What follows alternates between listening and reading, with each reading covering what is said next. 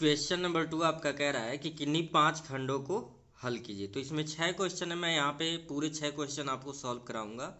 आपको कोई भी 5 ही क्वेश्चन सॉल्व करने थे, एक एक क्वेश्चन 4-4 नंबर के हैं। तो दूसरे के ए में 2 पार्ट दिया है 2-2 नंबर का, बाकी सब में एक एक पार्ट है। तो दूसरे का ए का जो पहला पार्ट है, कह रहा दर्शाइए कि एक धनात्मक विषम पूर्णांक 4q+1 या 4q+3 के रूप का होता है, जहाँ q एक क्या है, पूर्णांक है। तो देखते हैं कि इसका स्टेटमेंट कैसे लिखना है। ये जो आपका क्वेश्चन दिया गया है, पहले चैप्टर का क्वेश्चन है और इस तरह के क्वेश्चन यूक्लिड विभाजन प्रमेयिका से लगते हैं। यहाँ पे हमने मान लिया है कि माना ए कोई धनात्मक पूर्णांक तथा b इक्वल्स टू 4 है। अब कहोगे सर आप b इक्वल्स टू 4 ही क्यों मान रहे हैं, कुछ और क्यों नहीं मान रहे हैं? तो इसका देखो बाबू लॉजिक ही होता है, जो हमें लाना होता है 4q+1 या 4q+3 के फॉर्म में पूछा है। अगर ये कहता 3q+1 3q+3 तो यहाँ पे b की वैल्यू हम क्या मान लेते, 3 मान लेते, लेकिन यहाँ 4q+1 4q+3 के फॉर्म में लाना है, इसलिए b की वैल्यू हम क्या मान लिए हैं, 4 मान लिए हैं। अभी ध्यान से देखेंगे, a कोई धनात्मक पूर्णांक तथा b क्या है, 4 है। लिखेंगे इसलिए यूक्लिड विभाजन एल्गोरिथ्म से या परिमेयिका से। आप जानते हो कि यूक्लिड विभाजन एल्गोरिथ्म या परिमेयिका होता है a इक्वल्स टू bq+r, जहाँ r जो होता है 0 से बड़ा, 0 या 0 से बड़ा, लेकिन b से क्या होता है, छोटा। b क्या होता है, जिससे भाग दिया जाता है। a क्या है, जिसमें भाग दिया जाता है। ठीक है, ये भाज्य होता है और ये क्या होता है, भाजक होता है, और ये शेषफल होता है। भाज्य बराबर भाजक गुणे भागफल धन शेषफल, ये वाली कंडीशन से यहाँ पे काम होता है। ठीक है, तो हम a बराबर, आप देखो b की वैल्यू 4 पता है, जब इस फॉर्मूले में हम रखेंगे a equals to 4q plus क्या हो जाएगा, r। b की वैल्यू पता हमें है।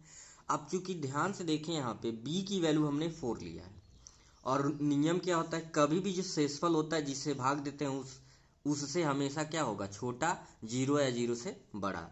तो जब b की वैल्यू 4 है तो r की मैक्सिमम वैल्यू यानी शेषफल जो आ सकता है, या तो 0 आएगा, या तो 1 आएगा, या तो 2 आएगा, या तो 3। यानी ये जो कोई एक नंबर है उसमें जब हम 4 से डिवाइड करेंगे तो रिमाइंडर या तो 0 आ सकता है, या तो 1 आ सकता है, या तो 2, या तो 3।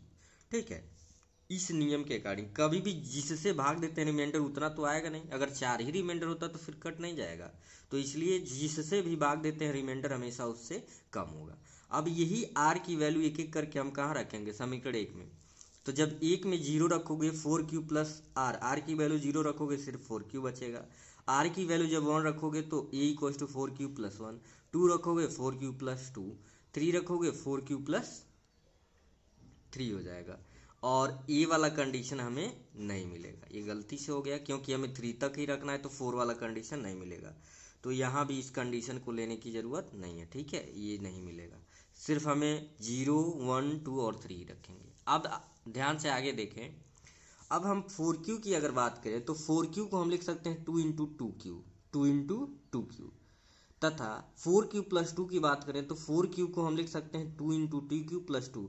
अब दोनों में कॉमन करेंगे, 2 इन ब्रैकेट 2q+1।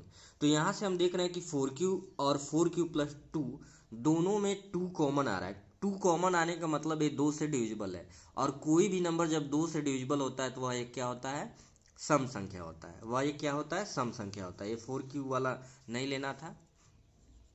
तो हम क्या देख रहे हैं कि 4q+1 4q+2 एंड 4q+3 में 4q और 4q+2 क्या है, सम संख्या है। तो इस प्रकार से बचा क्या विषम में, 4q+1 4q+3। तो लिखेंगे यहाँ 4q+2, ये नहीं रहेगा, सम पूर्णांक है, इसलिए एक धनात्मक विषम पूर्णांक 4q+1 या 4q+3 के रूप का होता है। तो इस तरीके से इसका स्टेटमेंट लिखना था। आई होप आपको अच्छे से समझ आ गया हो।